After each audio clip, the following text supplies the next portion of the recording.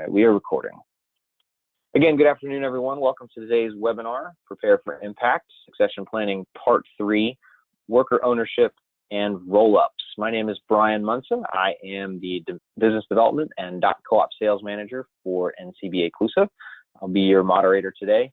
The webinar is co-hosted by Castle Wealth Advisors and Project Equity, and you will also be hearing from Blue Hawk Distribution Cooperative, a purchasing co-op and member of NCBA CLUSA. Just a little bit of background. Prepare for Impact is our exclusive webinar series that will explore and continue to explore up until the conference key issues that will shape the 2017 Co-op Impact Conference.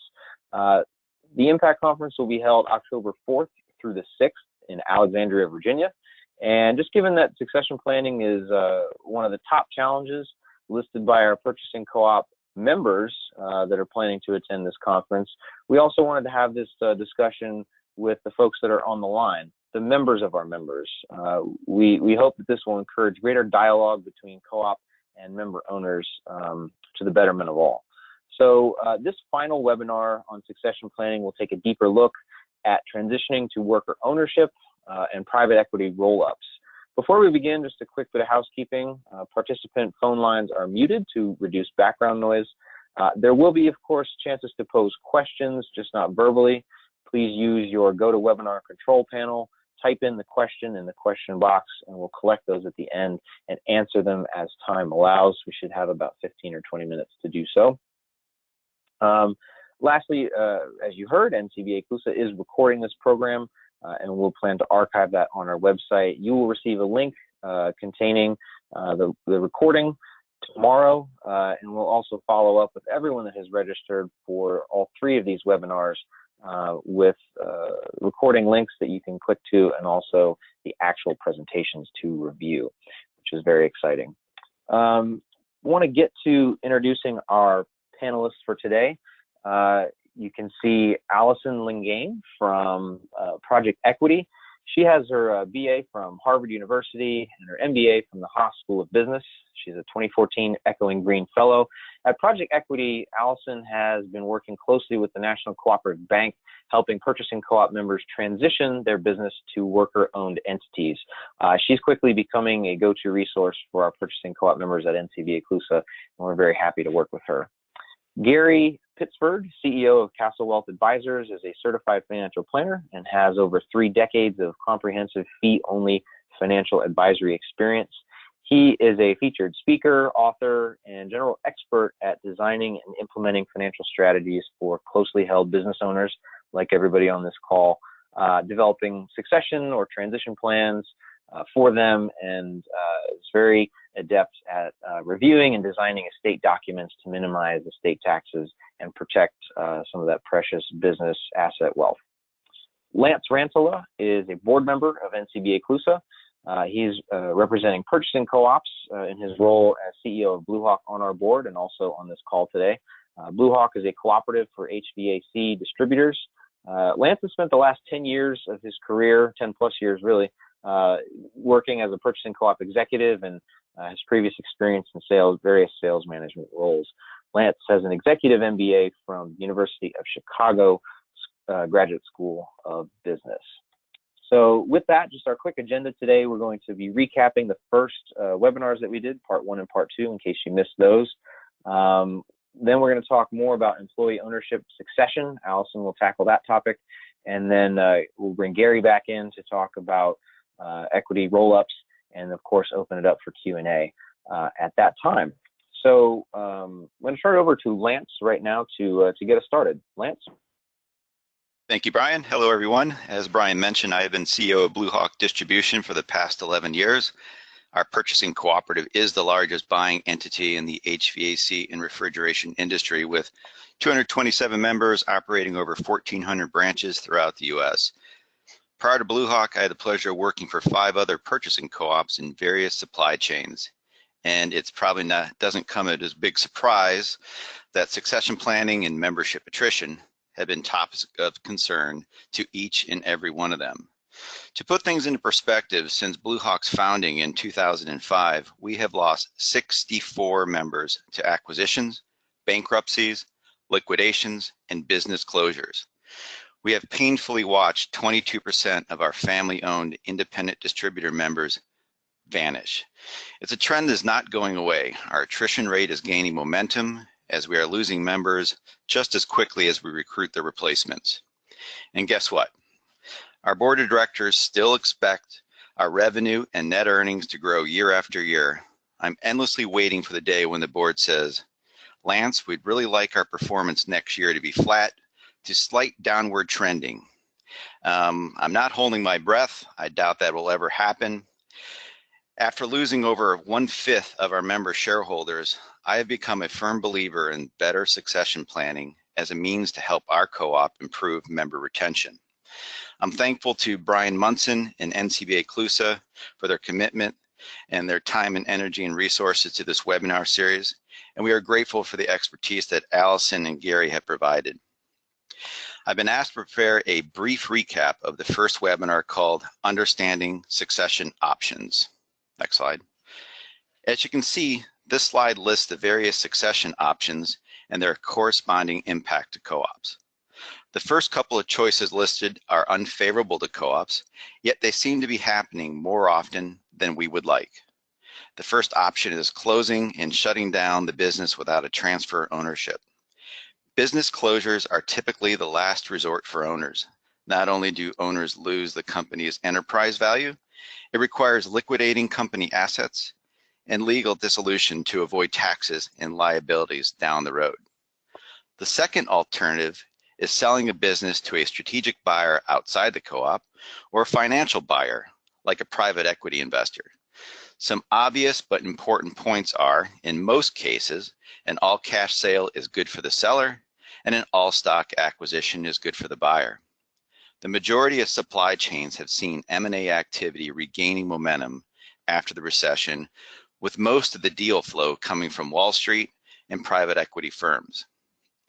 The rest of the options listed are preferred succession strategy by co-op managers, and I wish they were the only course of actions our co-op members would select from now on. Please and thank you. The third choice is selling the business within the family tree. Usually this option is financially beneficial for both parents and children, but it takes long-range planning and an honest-to-God commitment to grooming the next generation's leaders. The fourth option is another fan favorite of co-ops, selling to another member. Blue Hawk has a growing forward acquisition program that matches potential buyers and sellers of businesses within our co-op.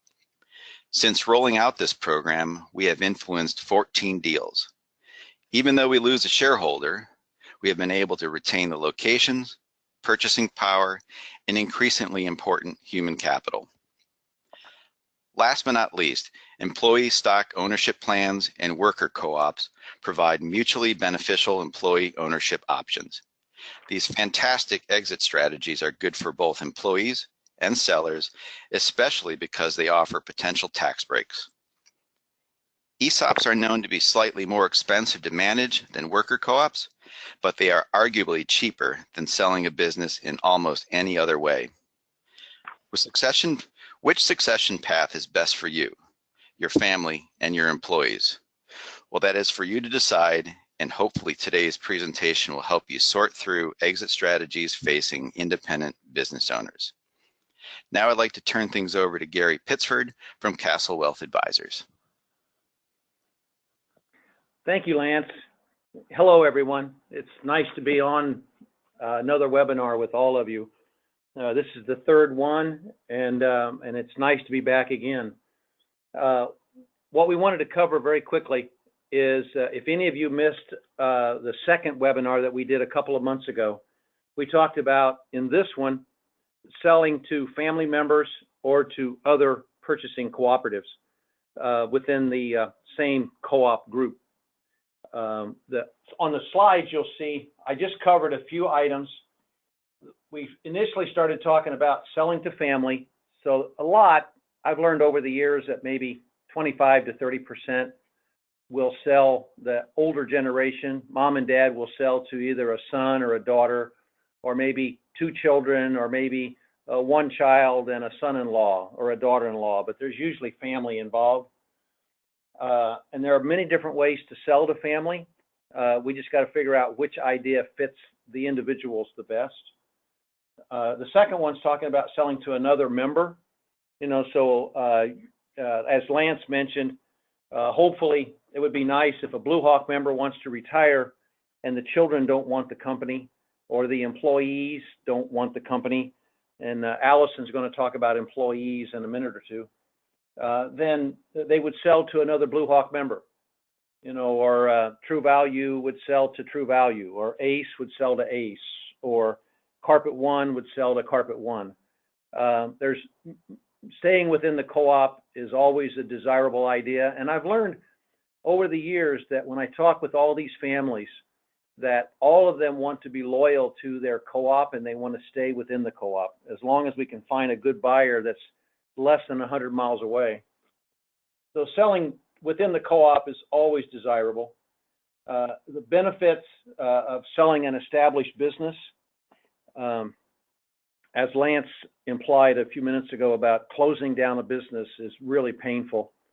An established business with trained employees, with established income, with established customers, that company has a lot of value going forward. So there's a lot of benefits to the children that might want to buy out the parents because they're buying a company that's already established. They've already got equipment, they've got shelving and signage, they've got everything they need to run this company and to grow it for another generation. The last thing I was going to touch upon, which is going to be real short, is I was hoping by the first week of August that we could give you a quick update on changing tax laws, but the guys in Washington are still fighting with each other. So I can't give you any good ideas about lowering corporate taxes. You know, they still say they're going to come down, but right now they're at about 35%, and they want to get down to 15 or 20. Some of them are saying 25, but corporate taxes will come down whenever they get around to passing a new corporate tax law, and individual taxes will come down, but they're trying to figure out what they're going to allow in the way of deductions. They haven't said much lately about gift and estate tax, which is an important thing for all of us dealing with succession planning. If mom and dad want to sell to their children, the estate tax laws and the gift tax laws are important for us to know about. So maybe by September or October, we'll have a better idea as to what they're going to be doing in Washington, if anything. So right now, the changing tax laws are still in the wind, and I can't give you much in the way of concrete information. They keep talking about the health care and the personal tax and the corporate tax, but I've got nothing concrete to tell you right now. So that's a quick review of what we did a couple months ago about selling to family or selling to another co-op, which are two real popular items. We do a lot of those every year. But now let me move over to Allison and let Allison start covering all of the employee ownership, ESOPs, and worker cooperative ideas. Allison? Hello, everyone. And again, thanks to NCBA CLUSA and to Gary and to Lance for our participation in the webinar. So I'm Allison Lingay, and I'm the co-founder of Project Equity. We are a nonprofit organization that supports businesses to transition to employee ownership. This is our specialty. And we also help companies develop strong ownership cultures, which we'll talk about in a little bit. So next slide. So the starting point really is, that selling to employees is not a well-known option for business owners. And there are a lot of myths about what it is or what it isn't and what it requires. But really the first piece to understand is why consider it? Well, when we talk to business owners and they tell us what they want from their retirement, leaving a lasting legacy is most often front and center.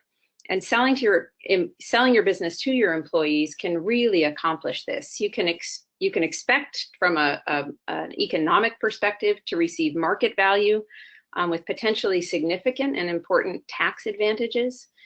And you can protect the legacy of your business. So whatever your mission is, whether it's quality customer service, solving important customer needs, or addressing a larger issue, you can really protect that into the long term, as well as the legacy of the relationships you've built over time with your customers, with your community, with your vendors, and of course with your employees. You can retain those good jobs you've worked so hard to build.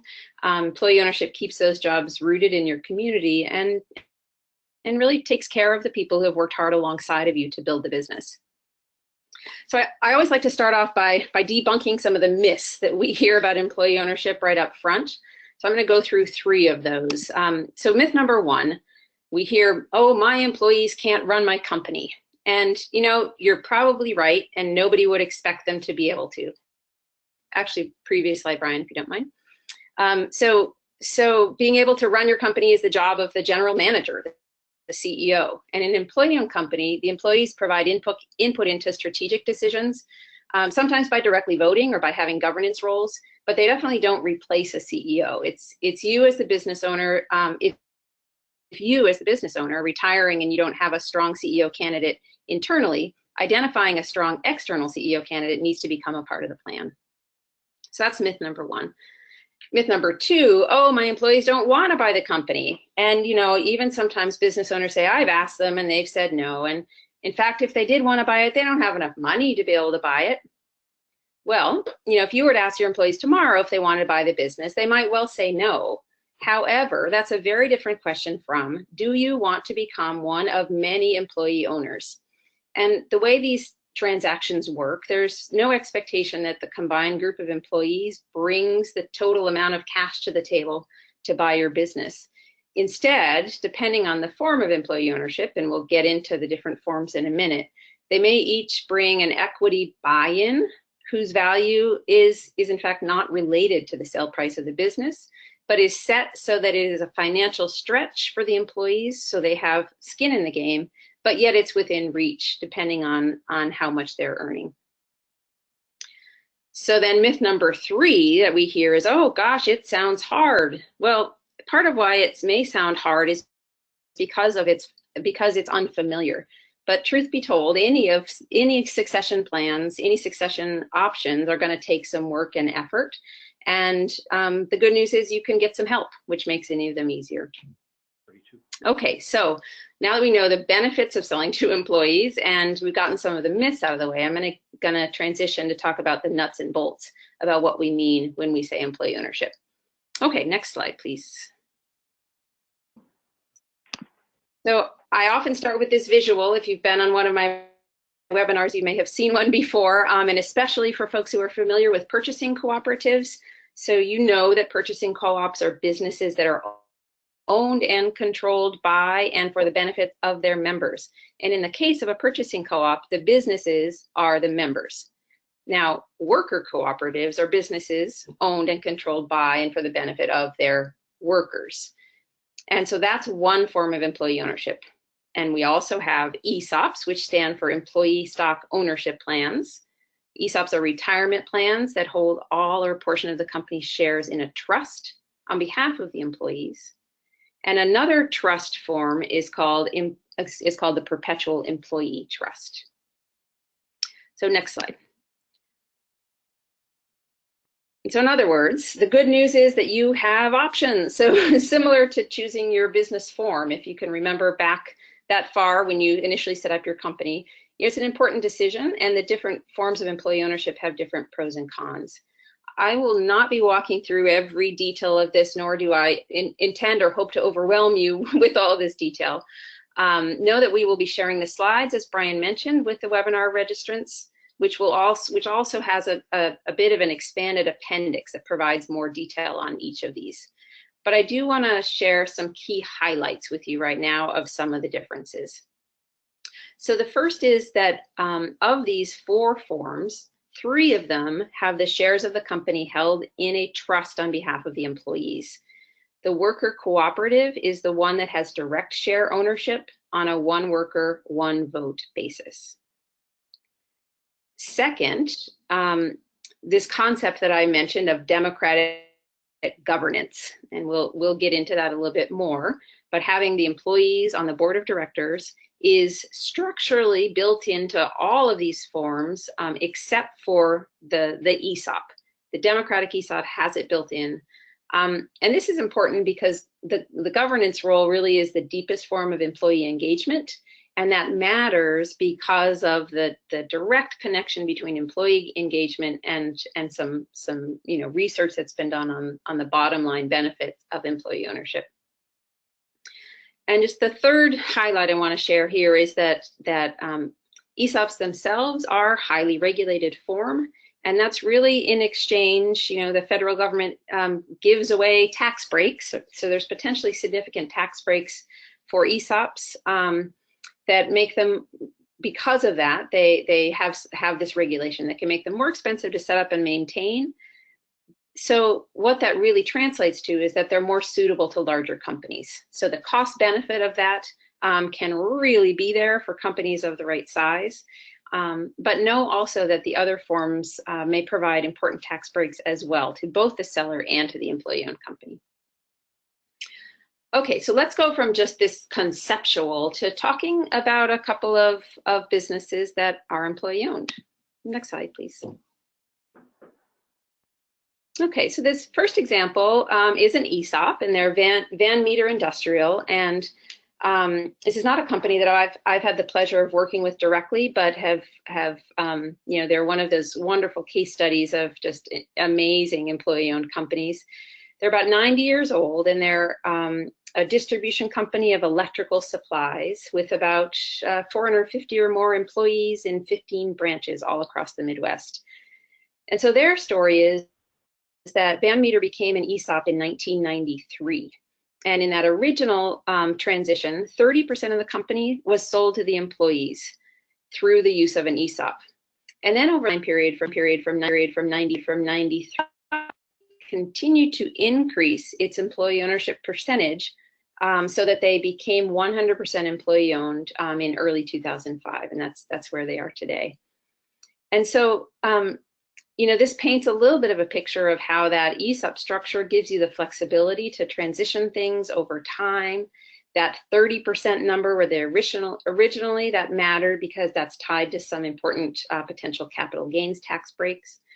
But really some of the big takeaways from this experience, we all experienced the Great Depression and saw the impact that it had on companies, on our own companies or companies all around us. And, this business as a 100% employee-owned company, they managed to maintain an 8% year-over-year growth even throughout that just incredibly trying financial time period. And so if you go to the next slide, I pulled a quote from their website. And this really gets to what I was touching on earlier, that the benefits of employee ownership that have been demonstrated through lots of research to the bottom line of the company, to the longevity of the business, to outlasting competitors in financial downturns, and to the employees, really stem from and are magnified by high employee engagement. So Van Meter invests in an ownership culture and communicates this to, as part of its marketplace positioning, communicates it to its customers, that they have employees who are empowered to make decisions, create solutions, and do really what's right for their customers. Okay, next slide, please. So just some highlights of ESOPs. So as I've mentioned, ESOPs are both ERISA and Department of Labor regulated retirement plans that hold all or portion of the company's shares in a trust on behalf of the employees. They can be a very small percent of the company in the ESOP, all the way up to 100%. And the first questions in assessing whether an ESOP is a fit is to run the numbers to kind of do that cost benefit of the tax breaks vis-a-vis the cost of setting up an ESOP and the ongoing management costs. An ESOP by itself, just setting up an ESOP from a financial perspective for the employees will not necessarily bring the deep benefits of employee ownership. But what we can do is we can structure an ESOP and build in these democratic components through what is referred to as a democratic ESOP.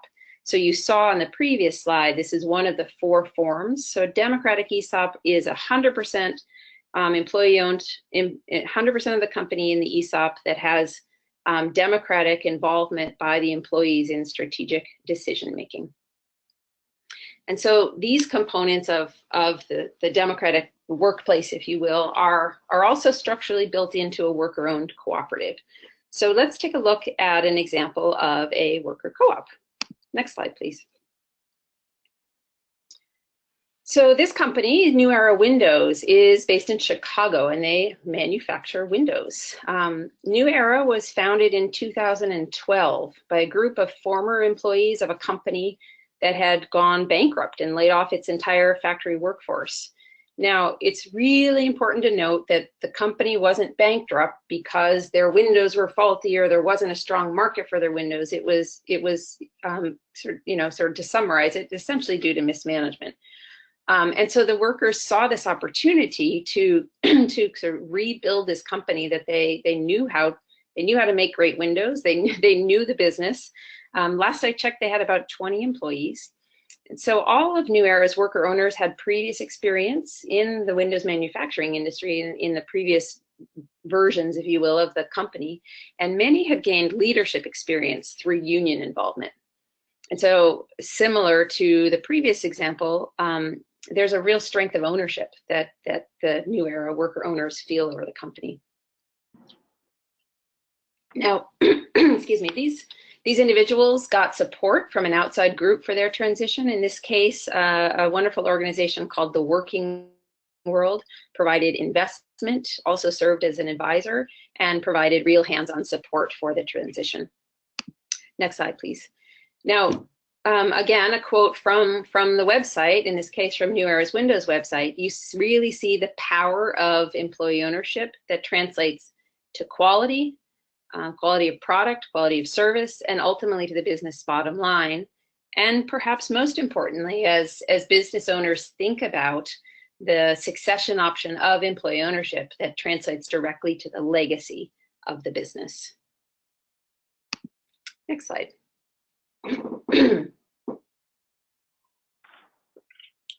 So some highlights of worker cooperative.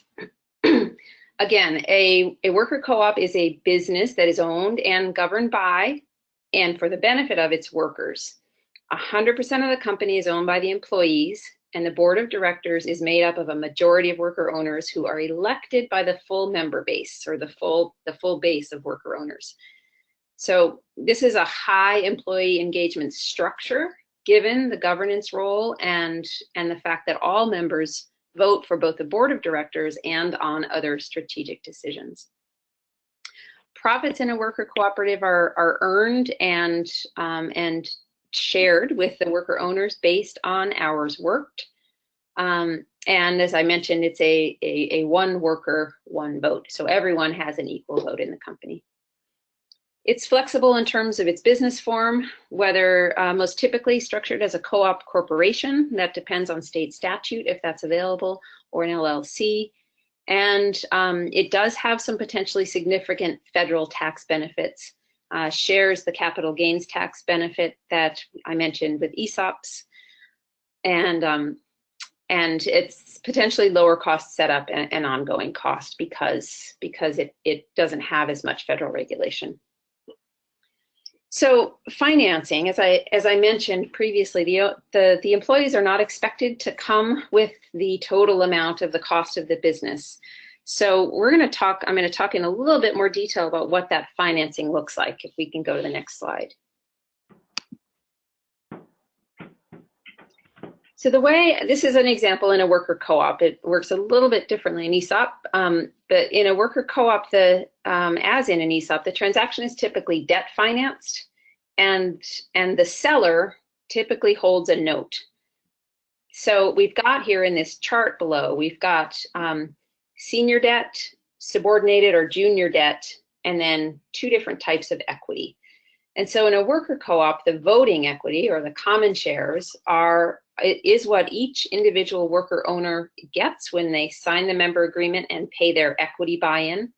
And so they typically bring a small amount of equity to the table at closing, though sometimes the equity can be essentially a promise to pay it over the next year.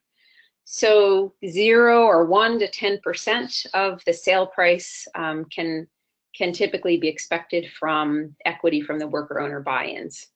You can structure the financing to have preferred non-voting equity. We haven't seen this used as much, but it is definitely an option that is possible to do. But more typically, what we've seen is the balance of the, if it's 10% coming from the employee owners, the 90% balance comes from a combination of the selling owner staying in, 20, 30, sort of 30 or 40% is perhaps most typical. In a subordinated position, you can sometimes have an additional second subordinated loan from most typically what's called a Community Development Financial Institute, or a CDFI. And then senior debt could be held by a CDFI or a bank. And so, the really important takeaways from this are, number one, that it's debt financed, the seller typically holds a note, and finally, that the employee equity buy-in is a very small percent. So next slide, please. All right, so for people who are interested in looking at employee ownership and assessing whether it's a potential succession option that they want to consider, the first step really is a financial feasibility. Can the business pay for itself out of future profits? So that debt that the business takes on needs to be at the level such that future profits can not only cover the debt service, but can make sure that there's enough working capital so the business continue to stay strong, and that there is some profit left over for the employees as an incentive for them to become employee owners. So that's financial feasibility is the first piece. And then really looking at these different options of employee ownership and which structure is going to be the right fit. And then once you do that, especially if you're looking at a worker cooperative, you want to make sure that you do have employee interest. And so you want to pull together what we call a straw model of the employee ownership plan. So a high-level summary of how this would work, how it would roll out, and what it would look like, so that you can answer employees' questions about, what's going to be expected of me, what's my liability, what's the benefit for me to become employee owner, and sit down with a few of your key employees to really assess interest. And of course, as we touched on, the leadership transition is key. So really looking at what the options are for whether it's a general manager or CEO or whatever your title is as the current owner of the company. What are the options from within current management? Have you been grooming somebody for a period of years who's ready to step in, or who already operationally pretty much plays that role? And if not, are there other contacts in the wings in your network who could be good candidates? And then what does the new GM role look like? This is an opportunity to really look at, or in some cases for the first time, create a job description for that new GM role. What does that look like, and how do you want to leverage the skills and the capabilities of the other members of the management team? And then as part of that assessment, really also creating a timeline and roadmap for completing the transition, which is usually runs about 12 months. We have seen them go faster, and we have seen them take longer. So employee ownership it's a powerful tool for cementing the legacy of your company, for retaining good jobs, and for getting you as the seller a market price for your business with potentially significant tax breaks. With that, I'll go ahead and wrap up the discussion of employee ownership, and I'll turn it over to Gary to talk about private equity roll-ups. Thank you, Allison. Look, Lance, you've had a lot of experience with roll-ups, so interject anytime as I try to quickly summarize these 4 bullet points. In some industries, there are larger companies that they go around the country and they try and buy up the smaller companies, and they try to offer a high price, and we usually call these roll-ups, where the big company's trying to roll up the smaller companies. I've seen a lot of it in the co-op industry. I've also seen a lot of it in the warehousing and logistics industry. There was a lot in the warehouse industry back in the 1990s and the early 2000s. And as Lance knows, in the co-op world, and as Brian knows, there's a few industries where roll-ups, where big companies are trying to buy smaller companies, and some of their offers look really good. You know, for example, I usually tell most people that your company might be worth 3, 4, or 5 times your EBITDA cash flow, and a roll-up might give you a phone call and they might offer you 7 or 8 or 10 times. But there's all kinds of problems when you look at these things. Some of them do work, but a lot of them do not. And I've seen a lot of the ones that don't. And I wanted to cover 4 quick points. When you look at the offering price, if it looks high, but there's all kinds of problems. There's no free lunch out there. So you've got to be very careful on how the deal is proposed. The other thing that I see quite often is that the roll-ups are designed by big time law firms in New York or Boston or Chicago or someplace. And the wording in these documents are very well crafted for the buyer's benefit. You've got to be very careful when you read these documents. They're going to be 60 to 100 pages and it'll be complicated. So there's always a but. So be careful if you're looking at an offer from a roll-up. More stock in the new company equals more risk. We've done a few in the warehouse industry, for example, and the buyer would like to offer the seller 100% stock in his new company. The stock's going to double or triple or quadruple in the next 6 months, and everything's going to be great. It usually doesn't work out that way. If somebody did sell to a roll-up big company and take back stock, take as little as possible. A lot of times I would say 10%, 15%, maybe 20 at the most. If you're selling your company to anybody, if you're selling it to your children, if you're selling it to a worker co-op or an ESOP, normally you're better off getting as much cash as possible. So don't get all enamored with the idea that some stock is going to double or triple. It usually doesn't. The other thing, the third one is talking about unwinding. If you go into an ESOP, or not an ESOP, I'm sorry, if you go into a roll-up, and if you sign these 50 or 60-page documents, and then a year from now or 2 years from now, the roll-up doesn't get done, and they have to unwind it, they have to sell the companies, and a lot of buyers will buy back their own company, and they have to buy it back because they sold it a year ago. So now they got to buy it back, and the document's very complicated, and they wind up spending a lot of money in order to buy back their own company. And usually during that 1 or 2 year downtime that they're not the direct owner, a lot of things happen. Like a lot of your best managers and your CFO and your vice presidents and all that, they've left to go work someplace else. So when you buy the company back, your best people are not there anymore. So that's a possible problem. It happens quite a bit. The other thing about roll-ups, I say the last bullet point talks about timing is everything. If you're dead set on selling to a roll-up, be very careful about how you do it. Make sure that if the roll-up company has lawyers that cost $1,000 an hour, make sure that you've got lawyers that cost at least $800 an hour. You've got to have just as big a gun in the legal world as they've got. And if you go into one of those things, I would rather be the last person in rather than the first person in. So if you join one of those roll-up ideas, don't be the first one in the door. Be the last one in the door. So be very careful about the timing on how you do stuff like that. So those are some of the problems I see with roll-ups. They're not all bad, but many of them don't work. And you have to be very careful. It's basically, a lot of them are Wall Street people that have a lot of money, and they go around trying to buy up a big chunk of the industry in order to create a company and then sell it and go public on Wall Street. And that's very hard to do, and it doesn't always work.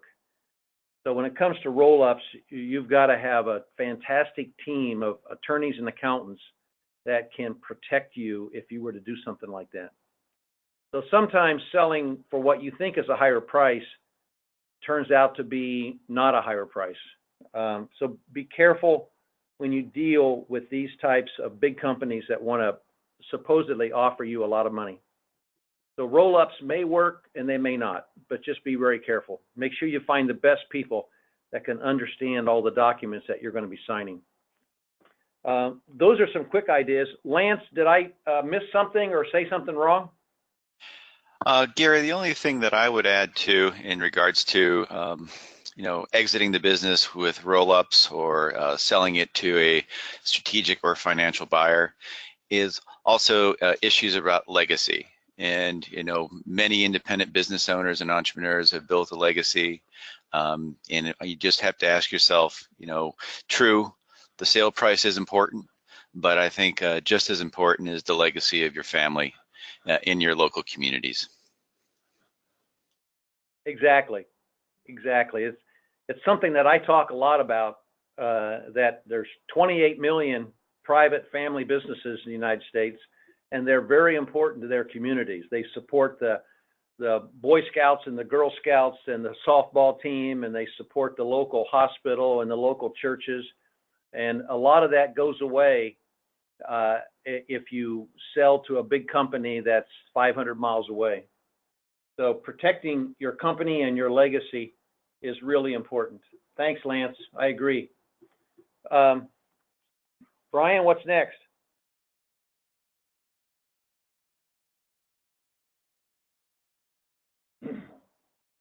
Brian, are you there? I'm here. Allison, did you want me to take this slide? Yeah, why don't you go ahead, Brian? Sure, no problem. So what's going to happen next, and thank everybody for their contributions to this discussion. We're going to open it up for Q&A in just a few. But what happens next, as I mentioned at the top of the webinar, we will get you the recording of this webinar, and then we're going to blast out an email that contains all three of the links to the webinars in addition to the presentations. And what we're recommending is that, if you are part of a purchasing cooperative or just any cooperative, that you do attend the Impact Conference. We've got a lot of great sessions and speakers and activities lined up for that. But if you're not and you're a member of a co-op, tell somebody at your co-op to join us at this conference. Specifically for purchasing co-ops, that's what this webinar is aimed at. We'll have some master class workshops that are going to dive deep into succession planning for one, but there's about 8 other topics around business intelligence and product training and marketing the co-op identity, rebate negotiation, rebate management. There's all these different topics that are pertinent to purchasing cooperatives, and that's just one slice of what's going to happen at Impact. So whether you're a co-op or a member of a co-op, reach out to us at NCBA and just ask questions. We're happy to answer them about the event. And you're going to get more from Gary, from Allison at Impact. They'll be in person there to ask questions to and to provide answers and just be a resource for you. And that's it's kind of where the next steps of all this. It's why we're doing these webinars, to get people prepared for Impact so they can come educated and ask some good questions. So now I am going to open it up to questions. We did have a couple come in, and to that last point I just made, somebody asked, how can I get an estimate to convert my business to an ESOP or worker co-op? Allison, Gary, both. Is Lance involved? So I'll just put that out there to Gary and Allison. What are the next steps if people want to have another conversation with you? Yeah. Allison, go ahead and talk about the cost of a worker co-op or maybe an ESOP. you could probably cover the worker co-op costs and expenses better. Absolutely, yeah. I can jump in there. Just to clarify, I think they might mean the estimate of what it costs to work with you guys. But if you want to go into what it costs to do some of this stuff, by all means, I think we've got time to do that. Yep. Sure. Go ahead, Allison. Yeah. So we're at Project Equity, and we are available to talk to any business owner who is interested in looking at this. We do have a free consultation sign up on our website, and we'd love to make time to talk to you and learn more about really what your goals are, which is the starting point. And then, kind of depending on where you want to go from there, in an initial conversation, we can probably help you hone in on the form of employee ownership and what it's really worth it for you to go in and assess. As I mentioned, the cost of an ESOP, even at the assessment stage, is going to be higher than the cost of looking at a worker-owned cooperative as a structure. And so we can get into the details of that with you on that one-on-one conversation. So I just really encourage that as the first step, to go ahead and sign up for a consultation. And the feasibility can range anywhere from sort of the $3,000 range up to 10 or 12, depending on what it is you're looking at, to be able to decide if this is going to be a fit for your business. I would say as far as cost goes, Brian, with Castle Wealth Advisors, we keep track of just hours. We just charge for the hours, and the hourly rate's around $250 to $300 an hour. But we go to lots and lots of conventions. I'll be at a different convention every week this month and every week next month, and we're glad to sit down with anybody and talk for free about what their ideas are. But if they really do want us to get to work for them, it's that hourly rate. The cost of an ESOP to set one up is rather expensive because it's a full-fledged pension plan, and it's usually around $40,000 to $50,000 to set one up, and it's usually about $20,000 to $30,000 a year to maintain it.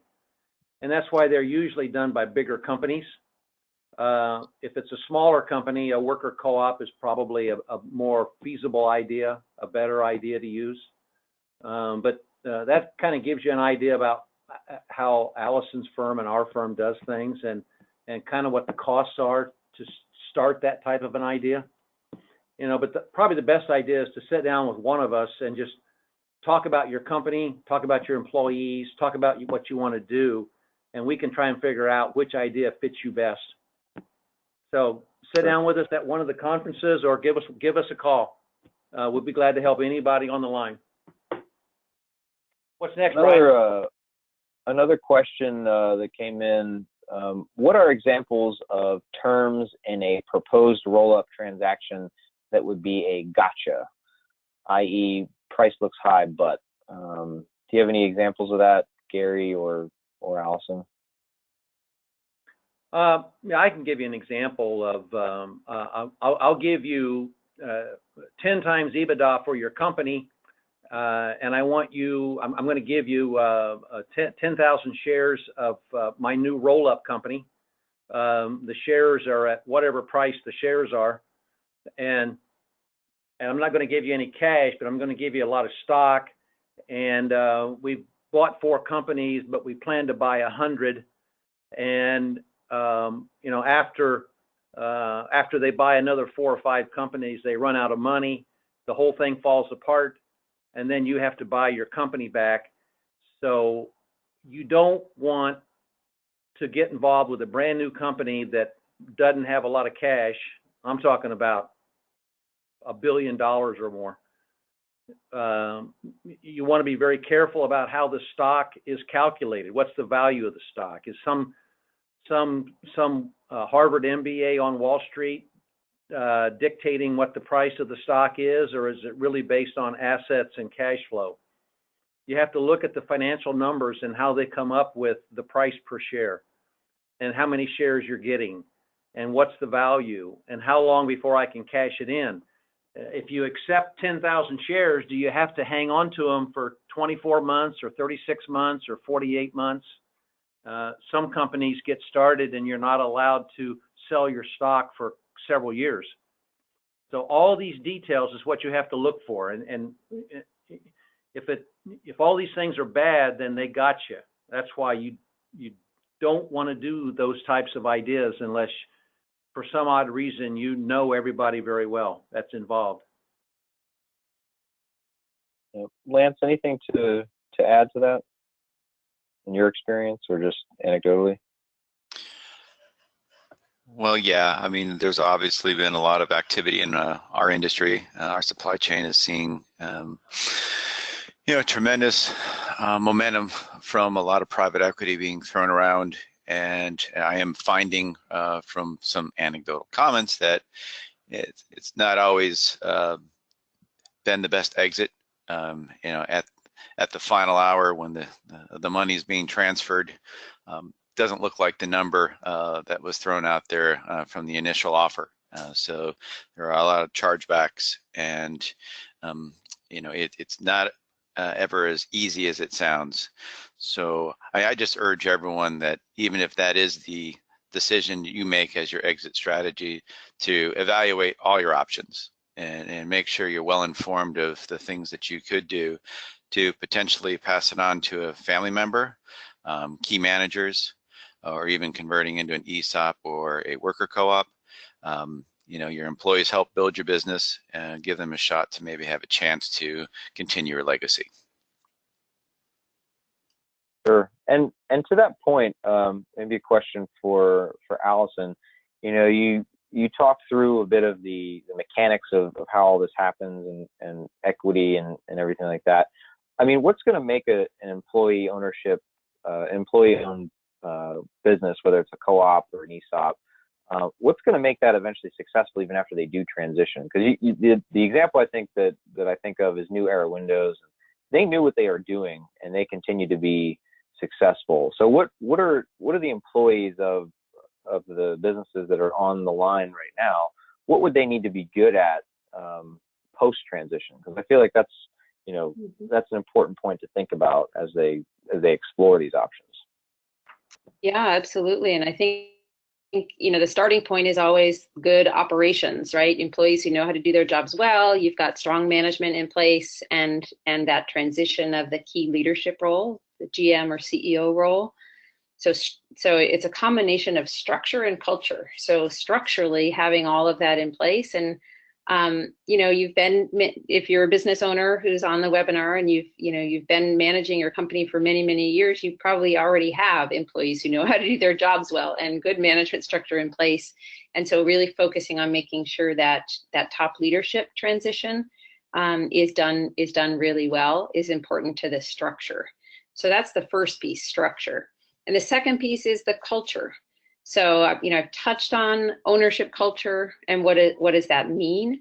But, just a few additional words it's really about, we talk a lot about the responsibilities and rights of ownership in that order, not the other way around. So responsibilities first, what does it mean to be an owner, to think like an owner in your everyday role? And then what does it mean to be an owner and think like an owner when you're asked to provide input or direct vote on strategic questions? And so having a workforce that knows how to do that in the everyday and in the strategic is really important. And so that's one of the things that we really recommend when people are thinking about an employee ownership structure. A transition is to not forget about the investment in culture. And firms like Project Equity, we stick around and support the employees after that transition happens. It's not just a snap your fingers thing, right? So we can stick around and help really with the development of making sure the structures are set up so that things run smoothly. Around employee engagement, so things like all member meetings are done well, and if you do have employees on the board, that you've got capacity building to support really well run board meetings and good strategic decision making, and then the ownership culture development. So don't forget about that part of the equation. So it's both structure and it's culture. And I would just comment on that, because as in some of the worker co-ops that are, you know, in and around the work that we do, you know, it can sometimes be challenging to get official direction from that co-op, simply because each employee is empowered as an owner to make decisions. So, you know, the decision-making process can come, you know, by committee or however it's done. So to your point about structure, you know, having a defined role that says, yes, everybody is an owner, one voice, one vote, but there is somebody that is responsible for A, B, C, D. That's also very important to have that as part of it. And the distinction, Brian, between decisions that are made at the governance level, where employees might have a direct vote or a representative vote, and day-to-day operational decisions. So in an employee ownership structure, the operational decisions are made by the managers, not by the full employee base. It's the board level decisions that get made either with employee input or directly by the employee owners represented on the board. So that's a really important distinction.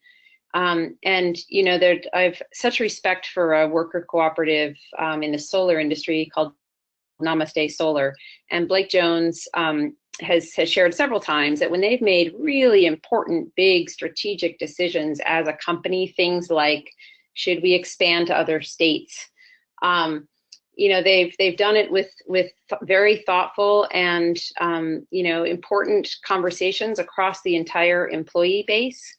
And so he says, you know, yes, it takes us longer to make big, important strategic decisions.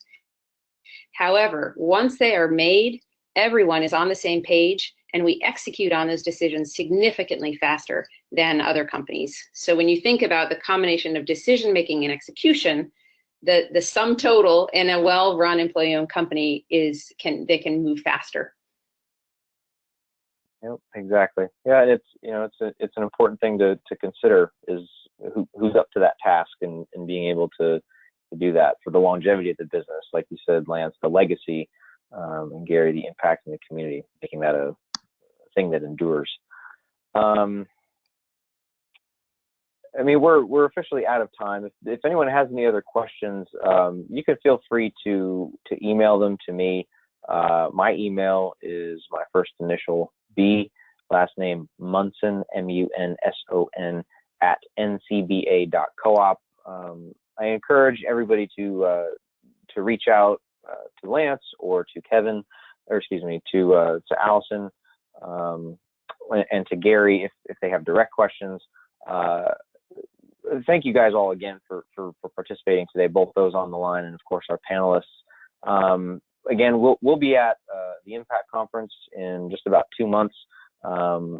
Each person on this webinar will be there. It would be great to meet any of the members of the co-op organizations that are on the call. Again, if there's members of co-ops on the line, encourage your folks to get out to that Impact Conference October 4th through the 6th in Washington, D.C. It's always my pleasure to moderate these webinars and to be joined by folks like Allison, Gary, and Lance. Again, you'll receive a recording of this webinar tomorrow. We'll send out additional emails with further links and presentations for everyone. And you know, thanks again for joining us today. Any questions, reach out to us, and we will talk to everybody again soon. Thanks so much. Thank you. Bye, everybody. Thanks, everyone.